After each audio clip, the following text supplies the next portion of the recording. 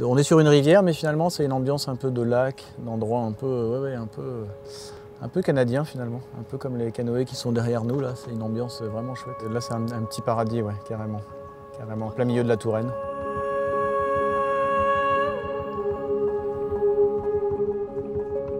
La particularité du canoë canadien, c'est que premièrement il est joli. Et en plus c'est un bateau qui est confortable, qui est très confortable, qui a une capacité de charge qui est intéressante. Et moi je fais aussi beaucoup de bivouac sur la Loire, donc c'est des canoës qu'on peut charger avec du matériel.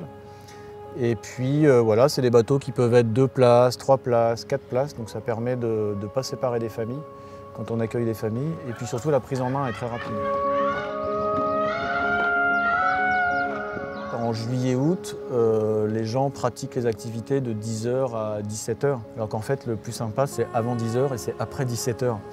Donc on a tout un panel de balades qui part très tôt le matin, dès 8h, et qui se finissent tard le soir. Et on a même des balades qui partent, on en a une ce week-end là, 5h30, 6h du matin. C'est-à-dire qu'on se débrouille pour être sous le château avec des clients au moment où le soleil se lève. Déjà, il n'y a personne en principe, il n'y a vraiment personne. Alors après, avec les réseaux sociaux, etc., ça commence à se savoir que Chenonceau le matin à 5-6 heures, c'est chouette. Mais malgré tout, on est quand même tranquille, on est vraiment tranquille.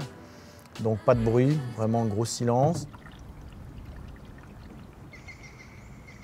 Alors on peut avoir très souvent des montgolfières. C'est tellement magique la montgolfière que c'est... On partage l'ambiance facilement avec les montgolfières.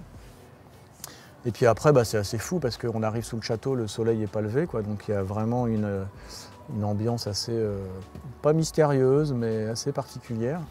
Et puis, dès que le soleil se lève, ça se met à flamboyer, c'est assez génial.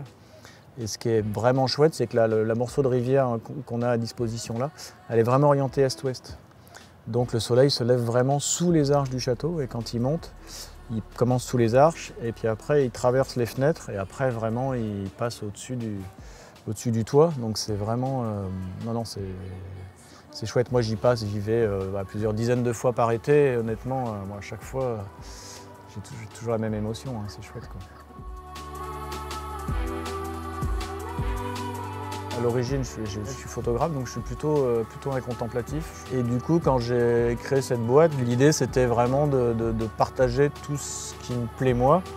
Donc voilà, il faut juste se lever un peu plus tôt, se coucher un peu plus tard et puis proposer des choses un peu alternatives sympas, quoi.